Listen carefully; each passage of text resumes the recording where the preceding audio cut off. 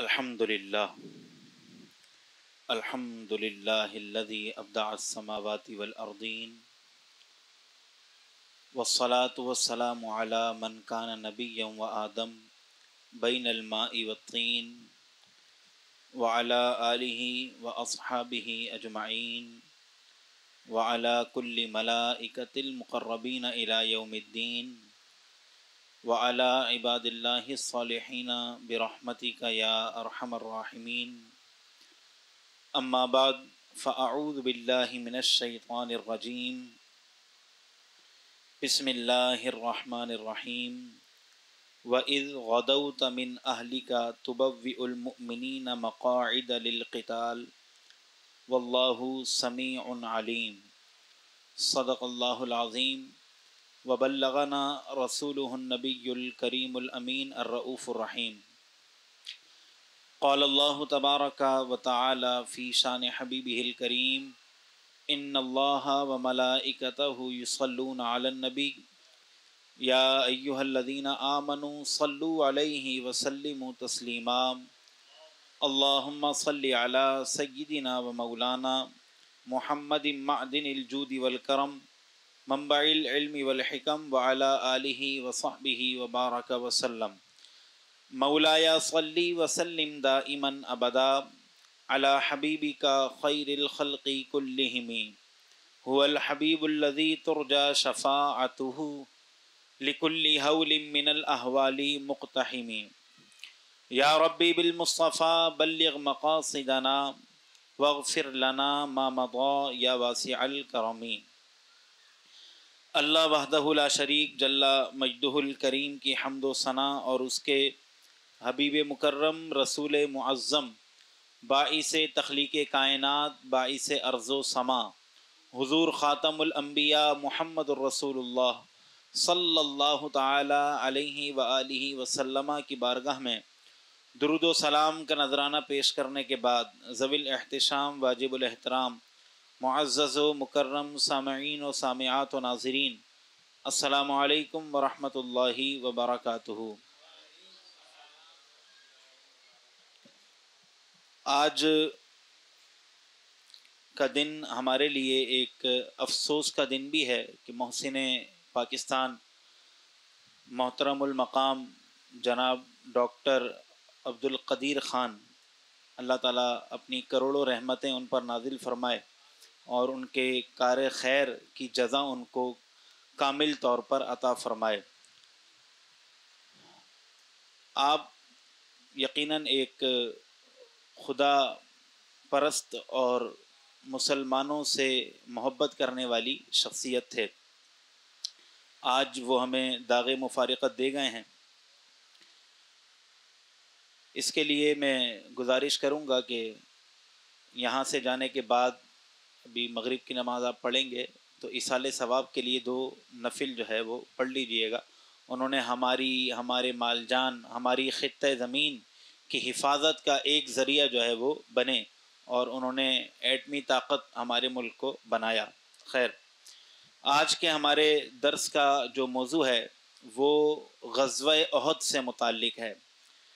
غزوہ احد اپنے دامن میں مسلمانوں کے لیے بہت ساری تعلیمات رکھتا ہے۔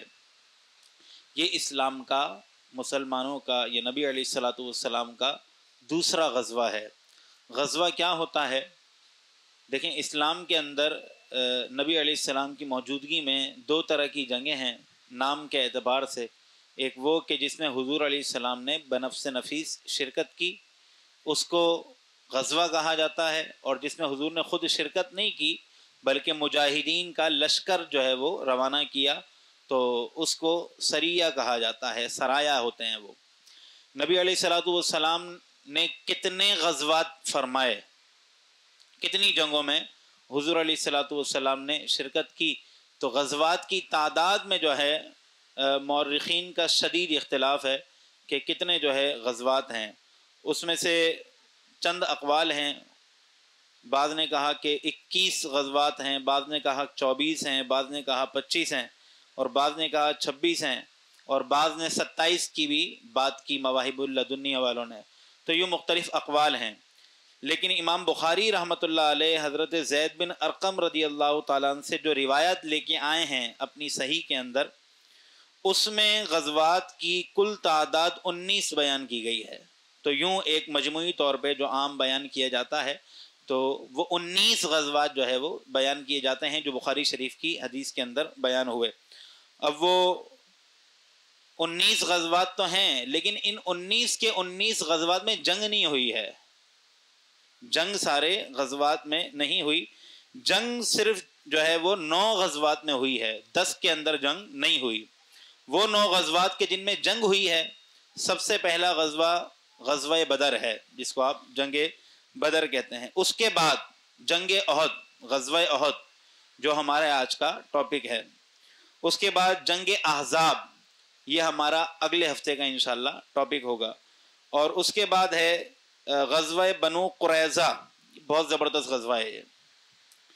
اس کے بعد ہے غزوہ بنو مصطلق، اس کے بعد ہے غزوہ خیبر، اس کے بعد ہے فتح مکہ، پھر اس کے بعد ہے غزوہ حنین، اور اس کے بعد ہے غزوہ طائف۔ تو یہ 9 غزوات ہیں کہ جس میں کچھ نہ کچھ جنگ کا جو ہے وہ ماحول بنا اور باقاعدہ جنگ ہوئی۔ تو ان میں سے دوسرے نمبر پر جو غزوہ ہے وہ ہے غزوہ احد۔ غزوہ بدر پر ہم رمضان شریف کے اندر تفصیلی جو ہے وہ بیان کر چکے ہیں، وہ ہمارے یوٹیوب کے چینل المشکات انسٹیٹیوٹ پر موجود ہے، آپ وہاں سے اس کو باقاعدہ سن سکتے ہیں۔ غزوہ احد کو غزوہ احد کیوں کہا جاتا ہے اور یہ کب وقوع پذیر ہوا اور کیوں وقوع پذیر ہوا، تو اس کی مختلف اعتبارات ہیں۔ اس کو ہم 3 جہات سے دیکھ سکتے ہیں۔ ایک تو غزوہ احد سے پہلے کے معاملات، غزوہ احد کے میدان کے معاملات، اور پھر غزوہ احد کے بعد کے معاملات۔ یہ 3 حصوں میں ہم اس کو بیان کے طور پہ تقسیم کرتے ہیں، لیکن سب کا سب آج بیان نہیں ہو سکے گا، کیونکہ خود یہ جو غزوہ ہے وہ کم و بیش 12 سے 13 دن تک چلتا رہا، مختلف معاملات پر 12 سے 13 دن تک یہ غزوہ ہوا۔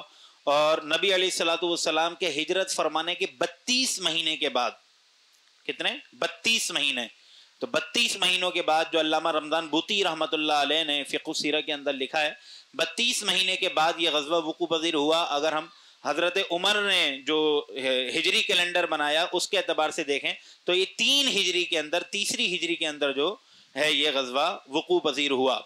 شوال کا مہینہ تھا اور اس کے جو محرکات تھے وہ تھا 1 سال پہلے ہونے والا غزوہ بدر جو رمضان شریف کے اندر ہوا تھا۔ تو غزوہ بدر میں مسلمانوں نے کفار مشرکین کے 70 بڑے بڑے سرغنہ اور تاجداروں اور سرداروں کو قتل کر دیا تھا، واصل، جن میں ابو جہل جیسا شخص بھی واصل جہنم ہوا تھا۔ اب اس غزوے میں نقصان کے بعد، اس جنگ میں نقصان کے بعد جو کفار تھے وہ تل ملائے ہوئے تھے، اور انہوں نے جو ہے پورا سال اس میں بسر کر دیا کہ کسی طرح ہم زیادہ سے زیادہ بڑے سے بڑا لشکر جو ہے وہ تیار کر سکیں۔ جو مال غزوہ بدر کے لیے ابو سفیان ملک شام سے خرید کے لائے تھے، یہ پورا جو ہے غزوہ احد کا چیپٹر اور محرکات معاملات سب کے سب غزوہ بدر کے ساتھ کنیکٹ ہوتے ہیں، غزوہ احد کے۔ تو یہ بیان سننے کے بعد اب غزوہ بدر ضرور سنیے گا انسٹیٹیوٹ پر، وہ جو ہمارے چینل پر موجود ہے۔ تو وہ جو ملک شام سے مال لے کر آئے تھے جناب ابو سفیان، اس وقت اسلام نہیں قبول کیا تھا، تو وہ مال غزوہ احد کے لیے باقاعدہ استعمال ہوا۔ اور غزوہ بدر میں لڑنے کے لیے آنے والے افراد کی تعداد کفار کی طرف سے 3000 تھی۔ 3000 لوگ وہاں سے لڑنے کے لیے آئے، جن میں گھوڑوں پر جو سوار مشرکین کے جو جنگجو تھے ان کی قیادت اپنے زمانہ کفر میں حضرت خالد بن ولید کر رہے تھے، جو ابھی اسلام نہیں لے کے آئے تھے۔ اور مکمل 3000 کے لشکر کی جو قیادت تھی، اور ابو جہل کے مرنے کے بعد جو مکے کا جو سربراہ بنے تھے وہ جناب ابو سفیان تھے، امیر معاویہ کے والد۔ تو ان کی سرپرستی کے اندر، ان کی قیادت کے اندر مشرکین کا یہ پورا لشکر مدینے کی طرف بڑھا اور انہوں نے مکمل تیاری کی۔ اب نبی علیہ الصلوۃ والسلام کو خبر بھجوائی حضرت عباس نے، جو آپ کے چچا تھے، کیونکہ آپ نے اپنا اسلام چھپایا ہوا تھا، پوشیدہ کیا ہوا تھا اور مکے میں موجود تھے۔ اور مکے کے جو کفار تھے، جو سردار تھے، وہ یہی سمجھتے تھے کہ عباس مسلمان نہیں، وہ اپنے بھتیجے کے حق میں نہیں ہے۔ جب حضرت عباس نے دیکھا کہ یہ غزوہ بدر کا بدلہ لینا چاہ رہے ہیں اور انہوں نے بہت بڑا لشکر جو ہے وہ تیار کیا ہے، تو حضرت عباس نے ایک خط کے ذریعے محمد الرسول اللہ صلی اللہ تعالی علیہ وآلہ وسلم کو اطلاع بھجوائی کہ بھتیجے ایسا ایسا یہاں پر ہونے جا رہا ہے۔ تو نبی علیہ الصلوۃ والسلام نے ایک صحابی کے دو بیٹے حضرت انس اور حضرت مونس رضی اللہ تعالیٰ عنہما، ان دونوں کو اس لشکر کی خبر لینے کے لیے بھیجا۔ یہ دونوں حضرات گئے اور لشکر کی خبر لے کر آئے اور حضور علیہ السلام کو بتایا کہ یا رسول اللہ، لشکر مدینے کے بالکل قریب ہے اور معاملہ جو ہے وہ بہت سنگین ہو چکا ہے۔ تو اب نبی علیہ الصلوۃ والسلام نے 5 شوال کو یہ خبر ملی تھی، اور چند دن اور تھوڑے وقت کے بعد خبر آ گئی کہ مدینے کے قریب مشرکین کا لشکر پہنچ چکا ہے اور وہ بہت بڑا لشکر ہے اور اس کی تعداد بھی بہت زیادہ ہے۔ تو اب نبی علیہ الصلوۃ والسلام نے 7 شوال کو اپنے صحابہ کرام علیہم رضوان سے مشورہ کیا کہ کیا کیا جائے، آیا جنگ جو ہے وہ مدینے کے اندر رہتے ہوئے کی جائے یا مدینے سے باہر نکل کے جنگ لڑی جائے۔ خود نبی علیہ الصلوۃ والسلام، حضرت صدیق اکبر، حضرت مولا عمر اور دیگر جو حضرات تھے، معززین تھے، ان تمام کا مشورہ تھا کہ جنگ جو ہے وہ مدینے سے باہر لڑنے کے مقابلے میں زمینی حقائق یہ بتا رہے ہیں کیونکہ ان کا لشکر بڑا ہے، ہم شہر کے اندر رہتے ہوئے جنگ کریں تو عافیت میں رہیں گے۔ یہ ایک زمینی حقائق پر مشتمل مشورہ تھا۔ لیکن بعض نوجوان صحابہ، ظاہر ہے جوانوں کا خون گرم ہوتا ہے، تو انہوں نے کہا کہ نہیں جناب، جنگ جو ہے وہ مدینے سے باہر ہونی چاہیے۔ اس کی وجہ کیا ہے؟ اس کی وجہ جو ہے وہ مورخین نے بڑی شاندار لکھی ہے کہ یہ جو تقاضا کر رہے تھے نا لوگ، حالانکہ حضور کا خیال کیا ہے؟ مدینے میں رہ کر جنگ لڑی جائے۔ ابو بکر صدیق کا بھی یہی خیال ہے، مولا عمر کا بھی یہ خیال ہے، بڑے جو عمر رسیدہ اور تجربے کار صحابہ ہیں ان کا یہی خیال ہے کہ جنگ مدینے میں رہتے ہوئے لڑی جائے گی تو وہ عافیت میں رہیں گے، ہم اپنا ڈیفینس اور دفاع بہت آسانی سے کر سکیں گے۔ لہذا ان کا لشکر بھی بڑا ہے، ہمارے پاس اتنی تعداد میں جو ہے وہ مجاہدین نہیں ہے جتنی تعداد میں وہ لے کر آ رہے ہیں، اور جو تیاری ان کی ہے وہ تیاری ہماری نہیں ہے۔ تو نبی علیہ الصلوۃ والسلام سے جو دیگر صحابہ تھے، نوجوان صحابہ، انہوں نے کہا کہ یا رسول اللہ، ہم بدر میں شریک نہیں ہو سکے اور بدر میں شرکت کرنے سے ہم محروم رہے، اس وجہ سے ہم نے قسمیں کھائی ہوئی ہیں کہ بدر کے بعد کوئی موقع آیا تو ہم اپنی جو ہے بہادری کے جوہر دکھائیں گے۔ بلکہ باقاعدہ ایک روایت میں تو الفاظ ہے غالباً طبقات ابن سعد کے اندر، لا یرن اللہ کہ اللہ تبارک و تعالی ہمیں دیکھے گا کہ ہم کیسے بہادری کے جو ہے وہ جوہر دکھاتے ہیں۔ یا رسول اللہ، ہم نے قسم کھائی ہوئی ہے ہم باہر ہی جا کر جو ہے وہ جنگ کرنے کے حق میں ہیں۔ حضور علیہ الصلوۃ والسلام نے ان لوگوں کا فیصلہ قبول کیا اور ان کا مشورہ جو ہے قبول کیا اور فرمایا ٹھیک ہے، ہم جو ہے وہ مدینے سے باہر جا کر وہ جنگ کریں گے۔ یہ صبح فجر کا وقت تھا جب نبی علیہ الصلوۃ والسلام نے اس معاملے پر مشورہ فرما لیا۔ مشورہ کرنے کے بعد حضور علیہ السلام اپنے کاشانہ اقدس میں گئے جو حضرت بی بی عائشہ رضی اللہ تعالیٰ عنہ کا حجرہ تھا۔ تو بی بی عائشہ کے حجرے میں گئے اور جنگی لباس پہنا، ہتھیار اٹھائے، تلواریں لیں، زرہ پہنی اور جو آپ کے معاملات تھے وہ کیے جنگ پہ جانے سے پہلے۔ اور جب اپنے کاشانہ اقدس سے باہر آئے تو پیچھے اتنی دیر میں وہ صحابہ کرام جنہوں نے تقاضا کیا تھا کہ یا رسول اللہ باہر جا کر جنگ لڑنی چاہیے، حضور نے قبول کر لیا تھا، ان کو شرمندگی ہوئی کہ کہیں ہمارے مجبور اور ہمارے بہت زیادہ اصرار کرنے کی وجہ سے تو حضور علیہ الصلوۃ والسلام نے یہ فیصلہ نہیں کیا۔ تو انہوں نے فوراً عرض کیا کہ یا رسول اللہ، ہم معذرت چاہتے ہیں، آپ کا جو فیصلہ ہے وہ صحیح ہے، آپ جو ہے مدینے میں رہتے ہوئے لڑنے کے حق میں تھے، ہم مدینے میں رہتے ہوئے لڑیں گے، ہم جو ہے وہ باہر جا کر نہیں لڑتے، آپ کے اوپر ہم یہ معاملہ چھوڑتے ہیں۔ حضور علیہ الصلوۃ والسلام نے بڑا تاریخی جملہ وہاں پر ارشاد فرمایا۔ حضور فرماتے ہیں کہ نبی کی یہ شان نہیں ہے کہ وہ جنگی لباس پہننے کے بعد اپنے گھر میں بیٹھا رہے، نبی کی یہ شان نہیں ہے۔ اچھا، پھر اس کو اگر ہم عسکری حوالے سے بھی دیکھیں تو بڑا شاندار ہے کہ ایک بہت بڑا لشکر جو تیار ہو چکا ہے، صحابہ کرام علیہ جو مجاہدین جو فوج ہے آپ کی وہ تیار ہو چکی ہے، اور اب قائد نے فیصلہ بھی سنا دیا ہے کہ جنگ کہاں پر جا کے لڑی جائے گی، تمام چیزیں طے ہو چکی ہیں۔ این وقت پر آخری لمحات میں آ کے فیصلہ تبدیل کرنا بہت زیادہ نقصان کا باعث ہوتا۔ سرسری طور پہ اگر دیکھا جائے، تفصیل میں ہم نہیں جاتے، وہ یہ کہ اگر فیصلہ تبدیل کر دیا جاتا تو اس میں کمزوری کا پہلو نمایاں تھا، اور کفار اس بات کو سمجھ جاتے کہ یہ ڈر گئے ہیں. اور نبی علیہ الصلوۃ والسلام نے جو اپنی قیادت کا اس معاملے پر مظاہرہ فرمایا وہ بھی کمال تھا کہ نبی علیہ الصلوۃ والسلام نے صحابہ کرام کا مشورہ بھی قبول کیا.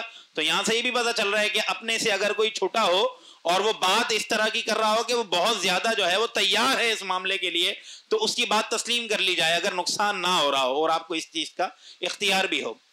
اب نبی علیہ الصلوۃ والسلام نے جو صف بندی فرمائی اور جو ہے دیکھا کہ کون کون جانے کے لیے تیار ہوا ہے، تو یہ کل 1000 تعداد تھی. کل 1000 تعداد میں جو ہے وہ افراد تھے. تو اس میں چند صحابہ کرام کی عمریں چھوٹی تھیں، جیسے حضرت سمورہ بن جندب ہیں، ان کی عمر بہت چھوٹی تھی، 14 یا 13 سال عمر تھی.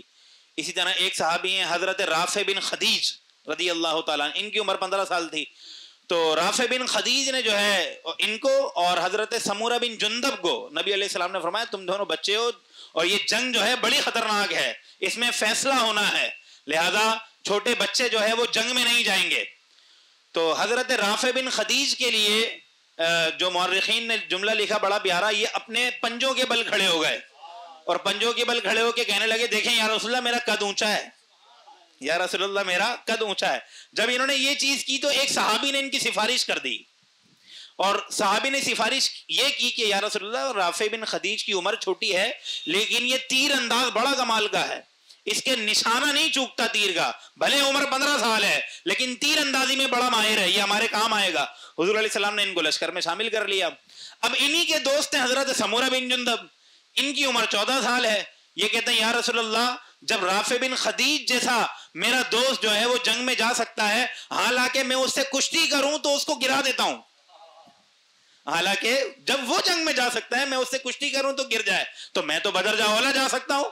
تو حضور علیہ الصلوۃ والسلام نے جب ان کی محبت دیکھی جہاد سے تو ان کو بھی اجازت عطا فرمائی. پھر نبی علیہ السلام نے جو ہے احد کے مقام پر پہنچ کر 700 افراد، اچھا احد کے مقام پر پہنچ کر منافقین کا پردہ چاک ہوا.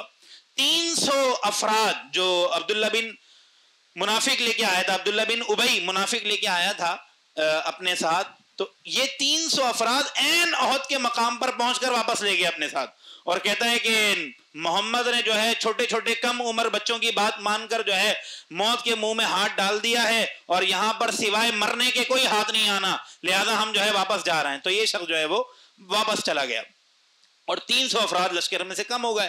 اب جب یہ 300 افراد کم ہوئے تو بچے 700 اور لشکر سامنے 3000 کا ہے. تو ان میں سے 2 گروہ بنو سالم کا اور ایک اور شاید بنو حارث تھے یا کیا، یعنی 2 گروہ تھے جن کا ذکر باقاعدہ قرآن میں آیا اور ان کو فخر بھی ہوتا تھا کہ ہمارا ذکر اللہ تعالیٰ نے قرآن میں کیا ہے. ان لوگوں کے دلوں میں ہلکا سا خوف آیا کہ ہم کہیں، ظاہر بشری تقاضا ہے اور انسان جو ہے بشری تقاضے کے تحت بعض اوقات اس کا جسم بھی لرز جاتا ہے، دل بھی لرز جاتا ہے. تو ان کے دل میں خیال آیا کہ ایسا نہ ہو کہ ہم جو ہے نقصان اٹھا لیں.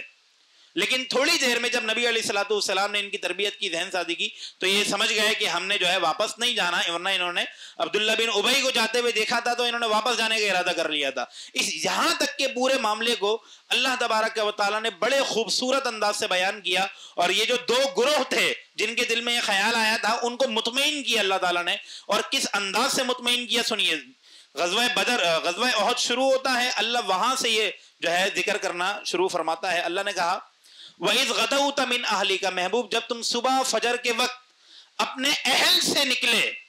یہاں پہ اہل سے نکلے، لوگ بولتے ہیں کہ ازواج مطہرات اہل میں شامل نہیں ہیں. بی بی عائشہ کے گھر سے آئے تھے حضور صبح غزوہ احد میں جانے کے لیے، اور یہاں پہ جو ہے صریح الفاظ موجود ہیں من اہلِکَ، اپنے اہل سے نکلے. کہاں سے آئے تھے؟ کیا بی بی فاطمہ کے گھر پہ تھے یا مولا علی کے گھر پر تھے یا مولا امام حسین کے گھر پر تھے؟ نہ، بلکہ مولا بی بی عائشہ صدیقہ رضی اللہ تعالی عنہا کے گھر میں تھے. اور اللہ نے فرمایا اپنے اہل سے نکلے. یہاں سے اگر دیکھا جائے تو یہ کفر ہو سکتا ہے بی بی عائشہ کی اہلیت کا انکار کرنا کہ وہ اہل میں شامل نہیں ہے. اللہ نے یہاں ذکر کیا ہے کہ آپ اپنے اہل سے آئے صبح فجر کے وقت، اور کیا کیا آ کر تبوئ المؤمنین مقاعد للقتال، اور آپ نے مسلمانوں کو جہاد کے لیے مورچوں پر بٹھایا. مورچوں پر بٹھایا. مورچوں پر کیسے بٹھایا؟ جب 700 افراد بچے تو حضور علیہ السلام نے 50 کماندار جو تیر چلانے والے تھے ان لوگوں کو احد کی ایک چوٹی پر کھڑا کر دیا اور اس چوٹی پر کھڑا کر کے ان کی یہ ذمہ داری لگائی کہ تم نے یہاں سے ہلنا نہیں ہے. اگر ہم فتح حاصل کر لیں جب بھی یہاں رہنا، اور اگر ہمیں شکست ہو جائے ہم سب کے سب شہید ہو جائیں تب بھی یہیں رہنا، نیچے مت اترنا یہاں سے، کیونکہ یہ جو درہ ہے، یہ جو مقام ہے، اس کے پیچھے سے مشرکین کے حملہ کرنے کا شدید خطرہ ہے.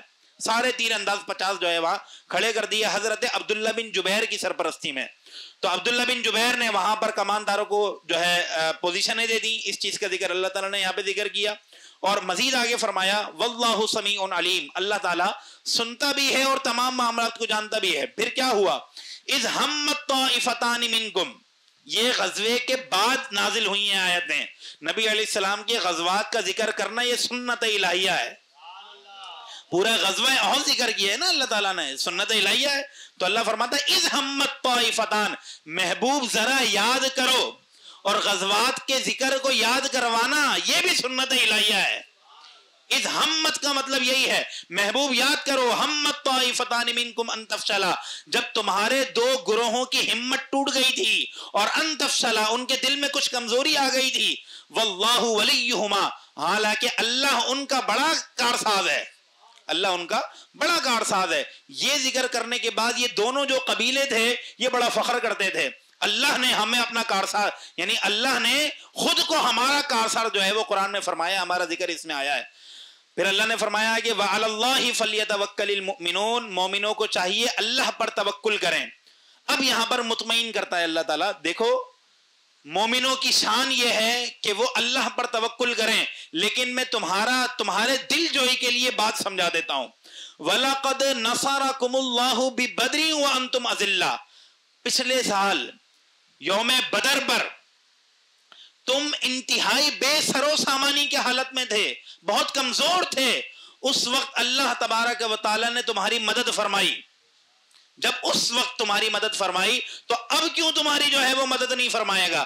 پھر اللہ آگے فرماتا ہے اذ تقول للمؤمنین أَلَنْ يَكْفِيَكُمْ أَنْ يُمِدَّكُمْ رَبُّكُمْ بِثَلَاثَةِ آلَافٍ مِّنَ الْمَلَائِكَةِ مُنْزَلِينَ، کہ مومنوں، محبوب ذرا مومنوں سے کہو کہ کیا تمہارے لیے یہ بات کافی نہیں ہے کہ تمہارا رب 3000 ملائکہ کو صفے بنا کر تمہاری مدد کے لیے بھیج دے؟ آپ ذرا اندازہ کیجئے، مسلمانوں سے لڑنے کے لیے آنے والا لشکر 3000 کا ہے، اللہ تبارک و تعالیٰ نے 3000 فرشتے بھیجنے کا غزوہ احد میں وعدہ فرمایا. اور آگے ایک جگہ یعنی مزید آگے جا کر فرماتا ہے اللہ تعالیٰ بلا ان تصبروا وتتقوا ويأتوكم من فورهم هذا يمددكم ربكم ب5 آلاف من الملائكة مسومين.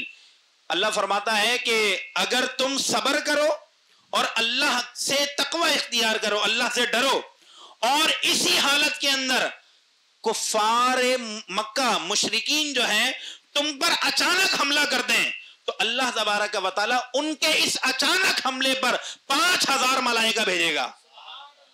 ٹینشن نہیں لینا، پریشان نہیں ہونا، ہمارے رسول محبوب علیہ السلام جیسا کہ ہیں ویسا کرنا. پھر اللہ نے بڑی خوبصورت بات آگے کی، ہمارے عقیدے کے بھی مطابق ہے وَمَا جَعَلَهُ اللَّهُ إِلَّا بُشْرَى لَكُمْ وَلِتَطْمَئِنَّ قُلُوبُكُمْ بِهِ. دیکھو یہ صرف تمہارے دل مطمئن کرنے کے لیے بات کی ہے تاکہ تمہیں بھروسہ ہو کہ اللہ تعالیٰ ہماری مدد کے لیے ہے، ورنہ اللہ کی تو شان وہ ہے کہ وہ ان مدد کرنے میں ان فرشتوں کا محتاج نہیں ہے. یہ چونکہ تم انسان ہو تو فطری چیزوں اور مادی چیزوں کو دیکھ کر فیصلے کرتے ہو، تو چلو ہم تمہیں بتا رہے ہیں کہ 300 ملائکہ بھیج دیں گے، 3000 ملائکہ بھیج دیں گے، اچانک حملہ ہوتا ہے تو 500 بھیج دیں گے. لیکن ان ملائکہ کی بھی مدد پر بھروسہ نہ کرنا، بھروسہ صرف توکل اللہ تبارک و تعالیٰ پر کرنا. کامل بھروسے کے لائق جو ہستی ہے وہ صرف اللہ تبارک و تعالیٰ کی ذات ہے. جب اس کی طرف سے مدد آ گئی، یہ ذکر بھی کیا اللہ نے وَمَن نَصْرُ إِلَّا مِنْ عِنْدِ اللَّهِ، مدد نہ ملائکہ کی طرف سے ہے نہ کسی اور کی طرف سے ہے، مدد حقیقی صرف اللہ تبارک و تعالیٰ کی طرف سے ہے. کیوں؟ العزیز الحکیم، کیونکہ مضبوط گرفت کرنے والا اور بہترین تدبیر کرنے والا اللہ تبارک و تعالی ہی ہے. یہاں تک کا تذکرہ اللہ تبارک و تعالیٰ نے قرآن میں کیا، اور مزید آگے جا کر جو ہے یہ تذکرے آئے ہیں، موقع پر میں جو ہے وہ ذکر کرتا ہوں. نبی علیہ الصلوۃ والسلام 50 افراد کو یہاں بٹھا کر میدان جنگ میں چلے جاتے ہیں اور لڑائی شروع ہوتی ہے. بڑی شدت کی لڑائی ہے. حالت کفر میں کتنا ہی بہادر کیوں نہ ہو، دل میں خوف ضرور رہتا ہے، کیونکہ اس کو بھروسہ کسی پر نہیں ہوتا. یہ جملہ یاد رکھیے گا، حالت کفر میں ہر کیسا ہی بندہ کیوں نہ ہو، وہ ہمیشہ اپنے دل کے اندر خوف محسوس کرے گا، کیونکہ اس کی ٹیک کسی پر نہیں ہے. بلکہ وہ اگر مشرک ہے تو وہ بھروسہ اس پر کر رہا ہے کہ جو خود اس کا محتاج ہے. سمجھ رہے؟ لیکن اگر مومن ہے، مومن کو پتا ہے کہ میرے پیچھے رب تبارک و تعالیٰ کی مدد موجود ہے، اللہ تعالیٰ کی مدد موجود ہے. تو مشرک بھلے سے کوئی بھی ہو، حالت کفر کے اندر اگر ہے، کتنا ہی طاقتور کیوں نہ ہو، اس کے دل میں ڈر رہتا ہے. اور یہی ہوا. یہ 700 افراد جس میں سے 50 اس مورچے پر کھڑے ہوئے ہیں، 650 افراد ہیں کم و بیش. یہ حضرات جو ہے 3000 کے لشکر سے ٹکرا گئے. اور آپ کو مزے کی بات بتاؤں، کفار مکہ اپنے ساتھ اپنے بچوں اور عورتوں کو بھی لے کے آئے تھے. ان کے لانے کی وجہ یہ تھی کہ ابو سفیان نے کہا تھا کہ بچوں اور عورتوں کو لے کر اس وجہ سے چلنا ہے کہ اگر تم بھاگنے لگو تو تمہاری غیرت تمہیں بتائے کہ اگر تم بھاگ گئے تو تمہارے بچوں کو غلام اور عورتوں کو کنیز بنا لیا جائے گا، لہذا تم بھاگو گے نہیں. اس کے باوجود یہ لوگ مسلمان جو 650 ہیں لڑنے کے مقام پر، میدان کے اندر احد کے مقام پر، یہ سب کے سب بھاگنے لگے. جس میں بھاگنے والوں کے ناموں میں اکریمہ بن ابو جہل کا نام، بعد میں مسلمان ہوئے تھے، بہترین جنگجو جو ہے ان کو شمار کیا گیا. حضرت خالد بن ولید جیسا شخص جو ہے پیٹ پھیر کر بھاگ گیا تھا جب حالت کفر میں جب تھے. جب یہ پیٹ پھیر کر بھاگے تو مسلمانوں کی جو ہے بظاہر فتح ہو گئی، اور واقعی لگ بھی رہا تھا فتح ہو گئی. نبی علیہ الصلوۃ والسلام نے جو پورا نظام بنایا تھا، اگر اسی کے مطابق یہ چلتا رہتا معاملہ وہیں ختم ہو جانا تھا. لیکن جب کفار میدان چھوڑ کر بھاگ گئے تو اوپر جو چوٹی پر افراد کھڑے تھے ان میں سے 35 یا 40 افراد نے کہا بھائی جنگ تو ختم، اب مال غنیمت جو ہے تقسیم ہو رہا ہے، اور جو ہے کیا نام ہے نبی علیہ السلام واپسی کا جو ہے ارادہ فرما رہے ہیں، لہذا ہم یہاں سے جاتے ہیں.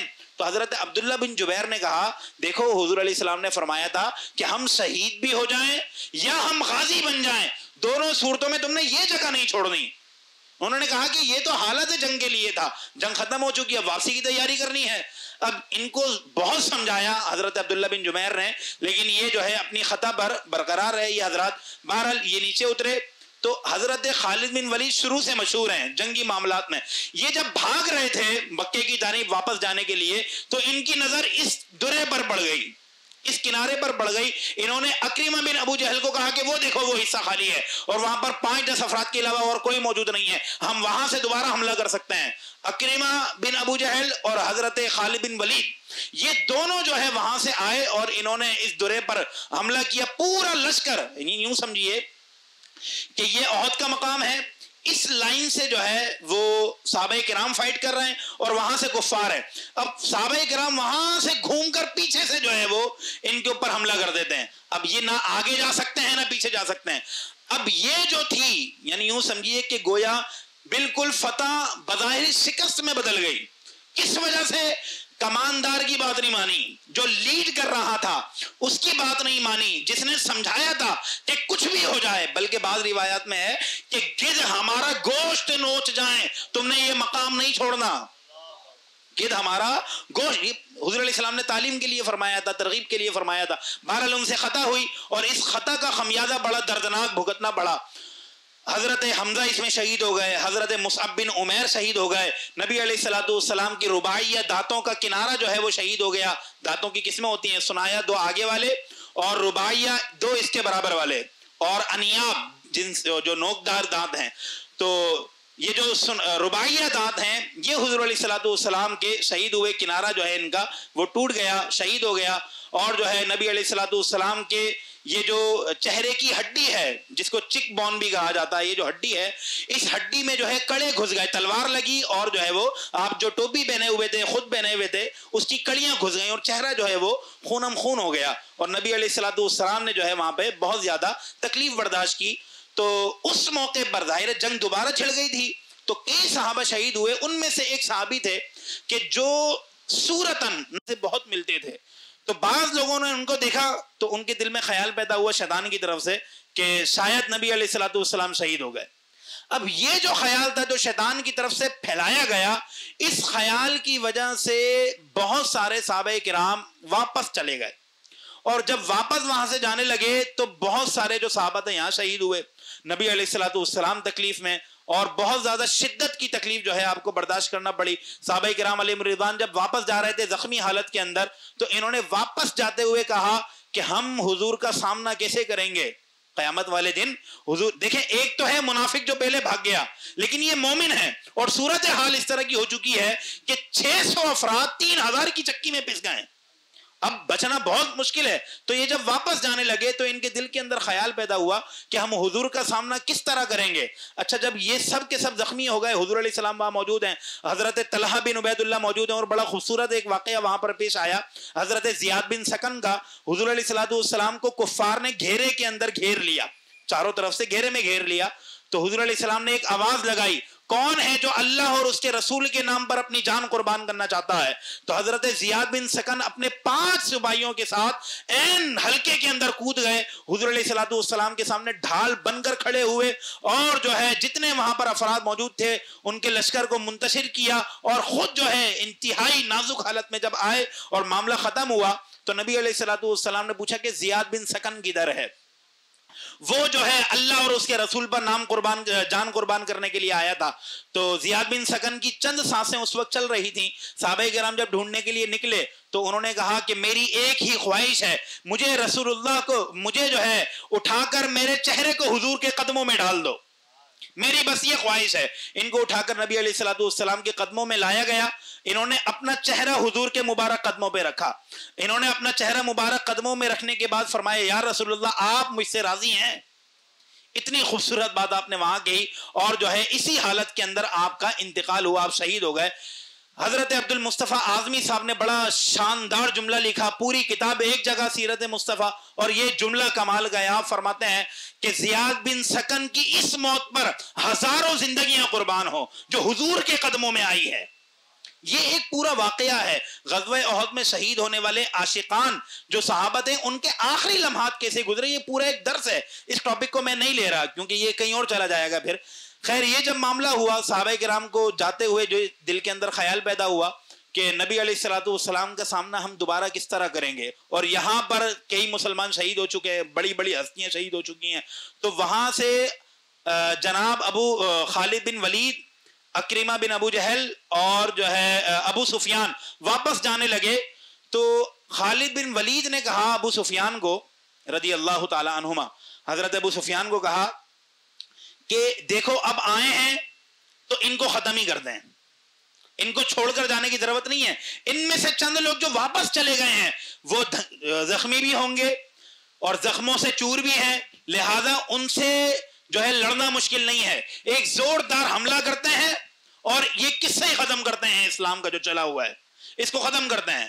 حضرت خالد بن ولید رضی اللہ تعالیٰ عنہ جب واپس آنے لگے تو یہ حضرات جن کے دل میں یہ خیال پیدا ہوا تھا کہ رسول اللہ کو ہم کیا منہ دکھائیں گے، کیسے سامنا کریں گے، یہ واپس حضور کے لشکر میں آ گئے، اور اب جب جنگ ہوئی ہے تو اب جو ہے خالد بن ولید بھی واپس بھاگے، اور اکرمہ بن ابو جہل بھی واپس بھاگے، ابو سفیان بھی جو ہے وہ واپس بھاگے، اور اسی حالت میں نبی علیہ السلام کچھ عرصے بعد مدینہ منورہ آئے۔ مدینہ منورہ میں آ کر جو زخم وغیرہ تھے، حضرت علی زخمی ہو گئے تھے، دیگر حضرات جو ہے وہ زخمی ہو گئے تھے، ان کی مرہم پٹی ہوئی، اور 2 دن کے بعد، یہ بھی فتح تو نہیں ہوا نا ابھی معاملہ، 2 دن کے بعد نبی علیہ السلام نے فرمایا کہ دوبارہ لشکر روانہ کرو، وہ جو لوگ بھاگ گئے ہیں ان کو پکڑنا ہے۔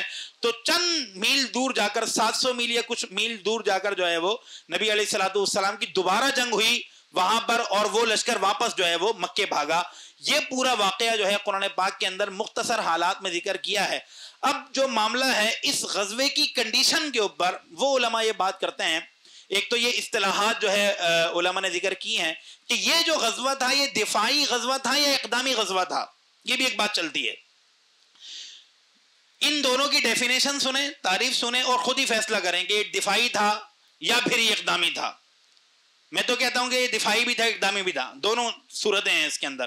اور بہت سارے غزوات اسی طرح کے ہیں کہ جن کو آپ ایک عنوان پر ختم نہیں کر سکتے، نہ یہ بول کر بات ختم کر سکتے ہیں جناب یہ دفاعی تھا تو اقدامی نہیں تھا، اقدامی تھا تو دفاعی نہیں تھا. یہ صورتحال آپ نہیں کر سکتے. نبی علیہ الصلوۃ والسلام یہ جو غزوات ہیں، اقدامی غزوے اور اقدامی جنگ کا مطلب ہے آپ کسی کفار کے ملک کے اوپر حملہ کر دیں. اس چیز کی اجازت کسی بھی عام مسلمان کو نہیں ہے. یہ کام صرف اور صرف جو آپ کا قائد ہے، مسلمانوں کا جو قائد ہے، اور اس کے لیے فتویٰ باقاعدہ چاہیے ہوگا، تب جا کر. علماء بولتے ہیں جہاد کیوں نہیں ہو رہا، لوگ بولتے ہیں بھائی جہاد کیوں نہیں ہو رہا، کب آئے گا فتویٰ؟ اس کی پوری صورتیں ہوتی ہیں. مفتی اسلام، خلیفہ اسلام یا بڑا اس کا نائب جو ہے وہ جب تک اجازت نہیں دے گا تو اقدامی غزوہ، اقدامی جنگ نہیں ہو سکتی، اقدامی جہاد نہیں ہو سکتا اس کی اجازت کے بغیر. اور دفاعی جنگ کیا ہے؟ دفاعی جنگ یہ ہے جب بھی کفار آپ پر کسی بھی طرح حملہ کر دیں، آپ ان کی اینٹ سے اینٹ بجا دیں.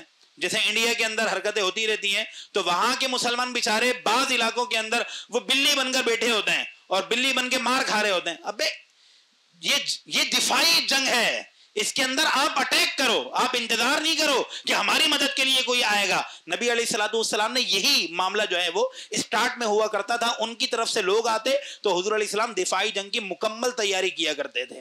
اور معاملہ بعد میں اقدامات کے اندر بدل جائے اور دیگر چیزوں کے اندر بدل جائے تو یہ ایک الگ چیز ہوتی ہے. تو یہ غزوہ احد کا مختصر خاکہ ہے. غزوہ احد کے بعد بہت سارے واقعات احد سے متعلقہ پیش آئے. قرآن پاک کے اندر اللہ تبارک و تعالی نے اس طرح کی جو ہے وہ کافی ساری چیزیں ذکر کی اور مسلمانوں کو سمجھایا بھی. اور جو ہے اس غزوے میں وہ جو بات مشہور ہوئی تھی کہ محمد صلی اللہ علیہ وآلہ وسلم یہ جو ہے شہید ہو گئے ہیں، تو اس معاملے پر بھی اللہ تعالیٰ نے صحابہ کرام کی گرفت کی اور سمجھایا کہ اگر رسول اللہ شہید ہو گئے ہیں تو تمہیں واپس جانے کی کیا ضرورت تھی. باقاعدہ قرآن ہے. اور یہ جو مقام ہے یہ حضور علیہ الصلوۃ والسلام کے وفات میں بڑا ڈھارس بنانے والا جو ہے وہ مقام ہے. اللہ نے فرمایا وما محمد الا رسول، محمد اللہ کے رسول ہیں، محمد اللہ کے رسول ہیں. قد خلت من قبلہ الرسل، اور ان سے پہلے بھی کئی رسول ہو چکے ہیں. افئن مات او قتل، اب یہ وصال فرما جائیں یا انہیں شہید کر دیا جائے، انقلبتم علی اعقابکم، تو کیا تم واپس بھاگ جاؤ گے، اسلام چھوڑ دو گے. وَمَن يَنْقَلِبْ عَلَىٰ عَقِبَيْهِ، اور سن لو جو بھی اپنی ایڑیوں کے بل واپس بھاگا، فَلَن يَضُرَّ اللَّهَ شَيْئًا، اللہ کو وہ کوئی نقصان نہیں دے گا. وَسَيَجْزِي اللَّهُ الشَّاكِرِينَ، اور اللہ تبارک و تعالی شکر کرنے والوں کو بہترین جزا عطا فرماتا ہے. یہ والی آیاتیں غزوہ احد کے بعد نازل ہوئیں. معاملہ ختم ہو چکا تھا، گرفت ہو گئی. نبی علیہ الصلوۃ والسلام کا جب ظاہری وصال ہوا اس وقت جو حالت تھی صحابہ کرام کی، حضرت عمر جیسا مضبوط اعصاب کا شخص سامنے حضور علیہ الصلوۃ والسلام کا مبارک جسد موجود ہے اور حضور علیہ الصلوۃ والسلام وصال فرما چکے ہیں. آپ کہتے کہ حضور وصال نہیں کر سکتے، آپ یہ کہتے تھے، تلوار باہر نکالی ہوئی سامنے موجود ہے حضور کا مبارک جسم اور کہہ رہے ہیں کہ حضور وصال نہیں کر سکتے، ابھی اٹھ جائیں گے. ایک محبت ہوتی ہے، ایک عشق ہوتا ہے اور ایک جو ہے سلسلہ ہوتا ہے. اور کہتے ہیں کہ اگر کسی نے کہا کہ محمد وصال فرما گئے ہیں تو اس کو عمر کی تلوار کا سامنا کرنا پڑے گا. یہ حالت جناب ابو بکر صدیق رضی اللہ تعالیٰ تک جب پہنچی تو ابو بکر صدیق رضی اللہ تعالیٰ ہیں بڑے جو ہے نرم دل والے، لیکن ان معاملات پر اللہ تعالیٰ نے بڑا مضبوط جو ہے دل آپ کو عطا فرمایا تھا. پوری امت کو جس وقت جس شخص نے سنبھالا ہے وہ ابو بکر صدیق تھے. حضرت ابو بکر صدیق رضی اللہ تعالیٰ نے یہی والی آیت پڑھی کہ عمر دیکھو، اللہ تعالیٰ نے احد کے وقت یہ آیتیں نازل کی تھیں کہ محمد اللہ کے رسول ہیں، ان سے پہلے کئی رسول بھی جا چکے ہیں، اور لوگوں کو سمجھایا، حضرت عمر کو سمجھایا اور سب کو جو ہے پوری امت کو ابو بکر صدیق رضی اللہ تعالیٰ نے سمجھایا. غزوہ احد کا جو عشق والا مرحلہ ہے، موقع ہے، وہ بیان کرنے کا وقت نہیں ہے۔ بڑے شاندار واقعات ہیں، عشق رسول کے واقعات ہیں، فدا ہونے کے واقعات ہیں، اور جو ہے بڑے خوبصورت خوبصورت جو ہے وہ صحابہ کرام علیہم الرضوان کے واقعات ہیں۔ پھر کبھی انشاءاللہ موقع ملا تو اس پر بات کریں گے۔ اللہ تبارک و تعالیٰ کی بارگاہ میں دعا ہے تعلیمات اسلامیہ کو سمجھنے، عمل کرنے کی توفیق عطا فرمائے۔ وما علیہ الا البلاغ المبین۔